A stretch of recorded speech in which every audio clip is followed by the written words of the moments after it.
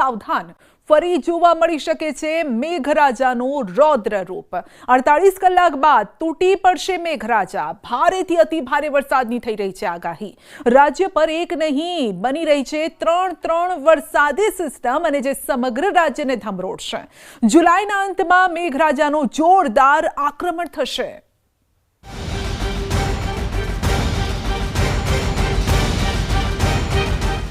ભારેથી અતિ ભારે વરસાદના એંધાણ, મુશળધાર વરસાદનું કાઉન્ટડાઉન શરૂ। જો કે 27 થી 31 જુલાઈમાં પણ અનેક જગ્યાએ ભારેથી અતિ ભારે વરસાદો પડવાના છે। એક રાઉન્ડ તો અત્યારે આપણે આવી જ રહ્યો છે।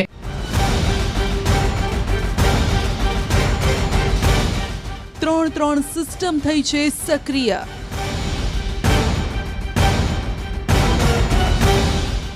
ક્યારથી સક્રિય થશે અરબ સાગર?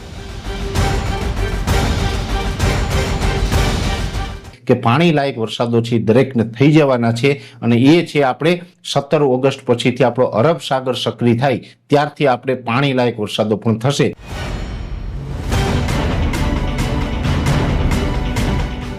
વરસાદે ભલે અત્યારે વિરામ લીધો હોય પરંતુ આગામી 48 કલાક બાદ તોફાની વરસાદ તરખાટ મચાવવા આવી રહ્યો છે। જુલાઈના અંતિમ દિવસોમાં હવે મેઘરાજા ભીષણ આક્રમણની તૈયારીમાં છે। એક બે વિસ્તાર નહીં, સમગ્ર ગુજરાતમાં પડશે મુશળધાર।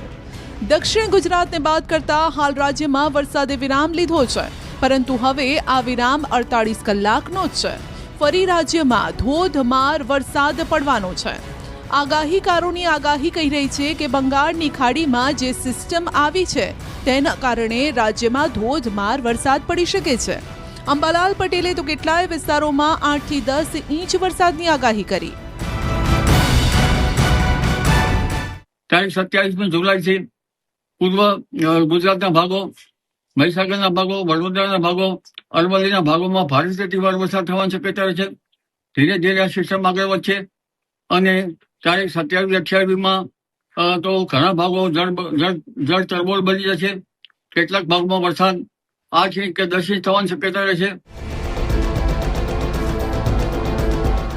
પરેશ ગોસ્વામી કહી રહ્યા છે કે જુલાઈના અંતિમ અઠવાડિયામાં ફરી મેઘરાજાનું રૌદ્ર રૂપ જોવા મળશે।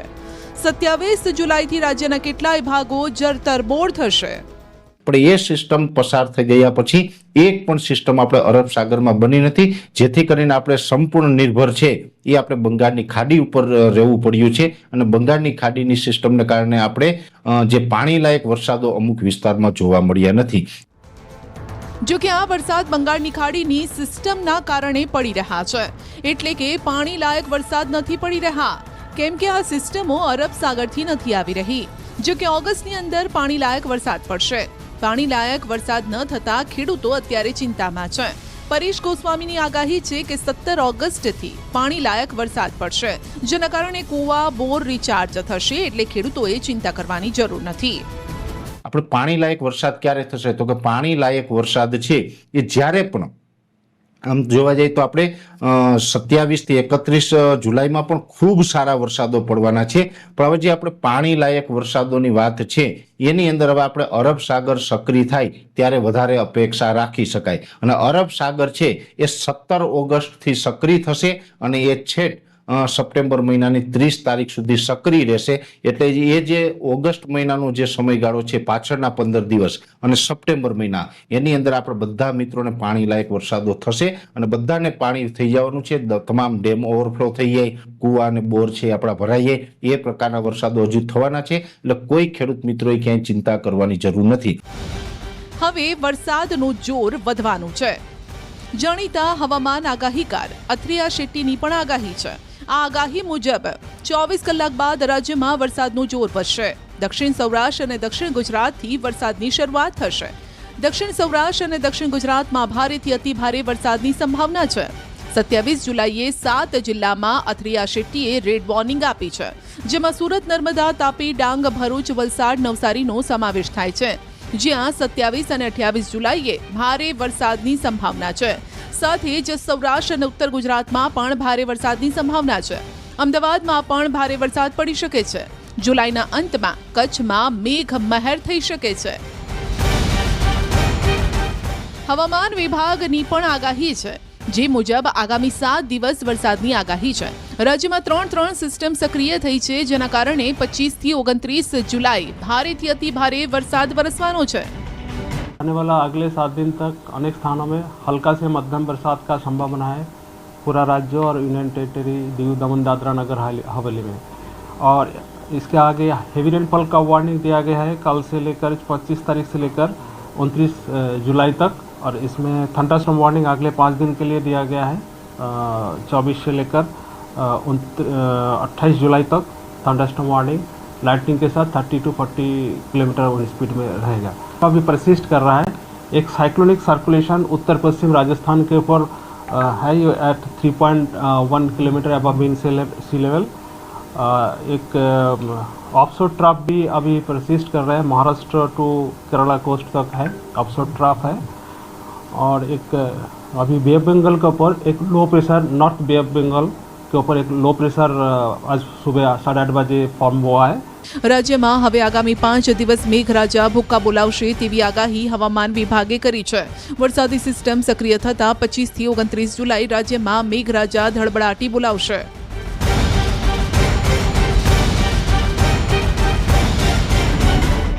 દેશના કેટલાય ભાગોમાં આફતનો વરસાદ. જમ્મુ કાશ્મીરમાં આફત મુશળધાર. પૂર વચ્ચે જિંદગી બચાવવા જંગ. પાણીનો પ્રચંડ પ્રવાહ અને ઉપર આકાશમાં સેનાનું હેલિકોપ્ટર. આ તસવીર જમ્મુ કાશ્મીરના પૂંછની છે. અહીં 48 કલાકમાં એટલો વરસાદ ખાબક્યો કે નદીઓ તો શું, નાળાઓમાં પણ પાણીનો પ્રચંડ પ્રવાહ વહેવા માંડ્યો. મુશળધાર પ્રવાહથી જમ્મુ કાશ્મીરનું પૂંછ પણ બાકાત નથી. અહીં પાણીના પ્રચંડ પ્રવાહ સિવાય કંઈ નથી દેખાતું. અહીં પાણીનો પ્રવાહ એટલો પ્રચંડ છે કે રસ્તામાં જે આવે છે તે તણાઈ જાય છે. નદીના પાણી એટલા અચાનક આવ્યા કે પૂરમાં એક યુવક ફસાઈ ગયો. પહેલા તો સ્થાનિક વહીવટીતંત્રએ લોકોની મદદથી બચાવ કાર્ય અભિયાન પણ હાથ ધર્યું, પરંતુ સફળતા હાંસલ ન થઈ. પાણીનો પ્રવાહ પણ સતત વધી રહ્યો છે. સેનાની મદદ લેવામાં આવી. આર્મીના જાંબાઝ જવાનોએ પછી રેસ્ક્યુ ઓપરેશન શરૂ કર્યું. હેલિકોપ્ટરની મદદ લેવાઈ અને હેલિકોપ્ટરથી પણ રેસ્ક્યુ કરવું સરળ ન હતું, કેમ કે હવામાન ખરાબ હતું. નદી પાસે થોડી જગ્યા હતી અને ત્યાં હેલિકોપ્ટર ઉતારી શકાય તેમ હતું, પરંતુ વીજળીના તાર પણ હતા. છતાં પણ સેનાના જાંબાઝ જવાનોએ ભારે જહેમત બાદ રેસ્ક્યુ ઓપરેશન કરી યુવકને સહી સલામત બહાર કાઢ્યો. જમ્મુ કાશ્મીરના કઠવાની આ તસવીર જોઈ લો, જ્યાં બાની વિસ્તારમાં બાળકોને આ રીતે જીવના જોખમમાં સ્કૂલે જવું પડે છે. દોરડાના સહારે આ રીતે જ બાળકો વહેતા પાણીમાંથી પસાર થાય છે. સ્કૂલમાં અભ્યાસ કરવા માટે બાળકો આ રીતે રોજ જોખમ ઉઠાવે છે. અહીં કોન્ક્રીટનો પુલ નથી, માટે ચોમાસામાં સ્થિતિ ખરાબ થઈ જાય છે. ભારે વરસાદના કારણે નદીઓ ગાંડીતૂર બને છે અને આ રીતે દોરડાની મદદથી બાળકો નદી પાર કરે છે. અત્યારે આ વિસ્તારમાં ભારે વરસાદ છે. નદીઓ ગાંડીતૂર છે અને બાળકોને જીવના જોખમે અભ્યાસ માટે જવું પડે છે. अब इधर पुल नहीं बना है तो आप पहले कहते थे लड़कियों को पढ़ाएंगे, अब हम इधर से जाते हैं तो बड़ी मुश्किल से नहीं स्कूल की टाइम पे पहुंचते हैं. हम तो इधर बड़ी देर लग जाती है. बड़े सारे लड़के आते हैं और इधर बड़े सारे घिरे भी हैं घुरूरू पे. तो यही कहना चाहती हूँ कि इधर पुल बन जाए. यहाँ पे गुरूरू से जाने हमें बहुत खतरा है. यहाँ से थोड़े लड़के गिर भी चुके हैं. मैं सरकार से यही मांग करना चाहूँगा कि यहाँ पे जल्द से जल्द पुल बना दिया जाए. લદ્દાખમાં પણ કેટલાય વિસ્તારોમાં ભારે વરસાદ બાદ ભૂસ્ખલનની ઘટનાઓ બની. ખરાબ હવામાનના કારણે નુબ્રા વિસ્તારના ઘણા ગામો પ્રભાવિત થયા છે. લદ્દાખના વિવિધ ગામો ભારે વરસાદના કારણે પૂર જેવી સ્થિતિનો સામનો કરી રહ્યા છે. ભૂસ્ખલનના કારણે લોકો ભયભીત છે. લોકોનું કહેવું છે કે પહેલા આટલો વરસાદ અને આવું પૂર આ વિસ્તારમાં નહોતું આવતું, પણ છેલ્લા એક દશકથી ચોમાસાની સિઝનમાં લોકોની હાલત ખરાબ થઈ જાય છે. हाल ही में आप सभी जानते हैं कि हर जगह नुब्रा में अगर देखें तो ज़्यादातर वहाँ पे फ्लड आते हैं, हर जगह आते हैं। तो इस बार भी आए वहाँ पे। तो अगर मैं कहूँ वहाँ पे तो फ्लड मुर्गी नाला में आया कुछ दिन पहले, उससे पहले खिमी नाला में आया। तो नाला बहुत सारे वहाँ पे हमारे पनामी कॉन्स्टिट्यूंसी में है, मतलब कोबेत हुआ, तक्षा हुआ, तो सब में फ्लड आए वहाँ पे, जो हर साल आते हैं। मतलब 2008 के बाद हम सभी देख रहे हैं कि लद्दाख एक ऐसा इन्वायरमेंट बना हुआ है जहाँ पे फ्लड ज़्यादा आने लगा है वहाँ पे। तो उसमें पहले तो इतना पानी नहीं आता था। आज के टाइम पे अगर आप देखें वहाँ पे तो हर टोप्पो में, नाले में पानी का जो स्तर है वो बड़ी है। જમ્મુ કાશ્મીરના સાંબામાં પણ નદી ઉગાંડી તૂર બની છે અને નદીના પાણીના પ્રચંડ પ્રવાહમાં અહીં ટ્રેક્ટર સાથે 2 લોકો ફસાયા. પાણીનો પ્રચંડ પ્રવાહ છે અને નદીની વચ્ચોવચ્ચ ફસાયું છે ટ્રેક્ટર ને સાથે 2 લોકો. આ ટ્રેક્ટર નદી પાર કરી રહ્યું હતું ને ત્યારે જ પાણીનો પ્રવાહ અચાનક વધી ગયો. ટ્રેક્ટર સહિત 2 લોકો ફસાઈ ગયા. આ લોકોએ મદદનો પોકાર કર્યો અને સ્થાનિકો તેમની વહારે દોડી આવ્યા. સમયસર આ લોકોને મદદ મળી ગઈ અને બંને લોકોને નદીના પાણીના પ્રચંડ પ્રવાહમાંથી સલામત બહાર કઢાયા. જમ્મુ કાશ્મીરના અખનૂરમાં પણ ચિનાબ નદીનું રૌદ્ર રૂપ જોવા મળ્યું. ઉપરવાસમાં ભારે વરસાદના કારણે નદીનું જળસ્તર સતત વધી રહ્યું છે. હવે ચેતવણી ચિહ્નથી 3 ફૂટ જ તે નીચે છે, જેના કારણે વહીવટીતંત્ર એક્શનમાં આવ્યું અને લોકોને નદી કિનારે ન જવા અપીલ કરી. હજુ પણ જો ભારે વરસાદ પડે તો પાણીનું સ્તર ખતરાના નિશાનને પાર કરી જાય તેવી સંભાવના છે.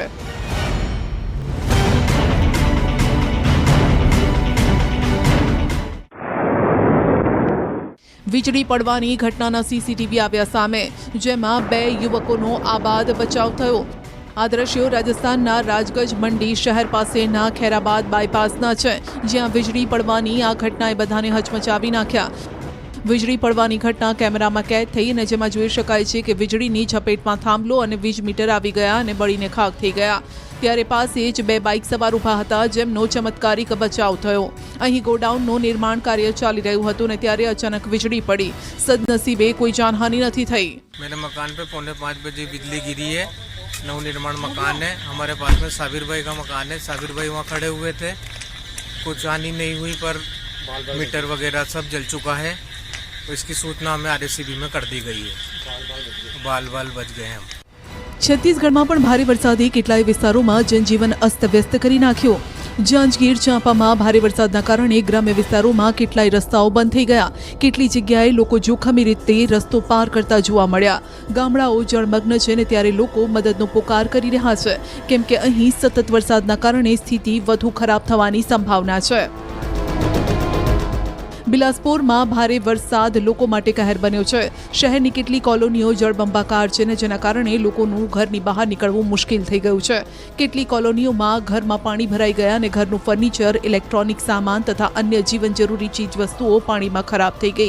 કેટલી જગ્યાએ હજુ પણ લોકો પાણીના કારણે ઘરમાં જ કેદ છે. રાતથી ધોધમાર વરસાદ શરૂ થતાં લોકોએ આખી રાત ઉજાગરો કરવો પડ્યો. देर रात हुई बारिश के बाद एक बार फिर इलाके जो है वो जलमग्न हो चुके हैं। खास करके शहर से लेकर गांव तक के जो इलाके हैं वो पूरी तरीके से जलमग्न हो चुके हैं। आप देख सकते हैं टीवी स्क्रीन पे कि किस तरीके से यहाँ पर जो बारिश का पानी है वो पूरी तरीके से कॉलोनियों में घुस चुका है। न केवल शहर में बल्कि गांव की भी स्थिति बद से बदतर है। आप देख सकते हैं कि एक जो परिवार है वो पूरी तरीके से घर में फंस चुका है, क्योंकि बारिश का जो पानी है चारों तरफ जो पानी है वो दिखाई दे रहा है और इसकी वजह से जो आवागमन है, जो सड़कें हैं वो पूरी तरीके से डूब चुकी हैं। ऐसे में इन लोगों का आवागमन पूरी तरीके से बाधित हो गया है। हालांकि ये समस्या आज की नहीं है, पिछले कई सालों की ये समस्या यहाँ पर बनी हुई है। बावजूद उसके ना तो प्रशासन इस ओर ध्यान देता है और ना ही जिम्मेदार। ऐसे में इन लोगों के लिए सबसे बड़ी समस्या ये है, जब अगर इन्हें कोई इमरजेंसी में कहीं जाना होगा तो इनके लिए ये रास्ता पूरी तरीके से बंद है। બુંદેલખંડમાં પણ આ વર્ષે ચોમાસું નવો રેકોર્ડ બનાવી રહ્યું છે. બુંદેલખંડના તમામ જિલ્લામાં ભારે વરસાદથી લોકો મુશ્કેલીમાં છે. ઝાંસીમાં સવારથી એટલો વરસાદ પડ્યો કે કેટલાય વિસ્તારો ટાપુમાં ફેરવાઈ ગયા. શહેરથી લઈ ગ્રામ્ય વિસ્તારોમાં કમર સુધી ભરાયેલા પાણીમાં લોકો અવરજવર કરતા નજરે પડ્યા. ઘર અને દુકાનોની અંદર પાણી ભરાઈ ગયા છે, જેના કારણે લોકોની મુશ્કેલી વધી ગઈ છે. સ્માર્ટ સિટી આ વર્ષે ચોમાસામાં રીતસરનું તરતું નજરે પડી રહ્યું છે. વહીવટી તંત્રના તમામ દાવાઓ પણ પાણીમાં વહેવા લાગ્યા. રાજસ્થાનના ઝુંઝુનુમાં વરસાદના કારણે અરવલ્લીની પર્વતમાળામાં ઝરણાઓ સજીવન થયા છે. પ્રવાસીઓને પ્રાકૃતિક ઝરણા હિલ સ્ટેશનની અનુભૂતિ કરાવી રહ્યા છે. ખાસ કરીને જિલ્લાના પ્રસિદ્ધ તીર્થસ્થળ લોહાગરમાં આ ઝરણા પ્રવાસીઓને પોતાની તરફ આકર્ષિત કરી રહ્યા છે. ઝરણાઓનો ખળખળ વહેતો અવાજ, લીલાછમ જંગલો અને મંદ મંદ વાતા વાયરા પ્રવાસીઓને સ્વર્ગની અનુભૂતિ કરાવી રહ્યા છે. ચોમાસામાં આ તીર્થસ્થળ પ્રવાસીઓની મનપસંદ જગ્યા બની ગયું છે.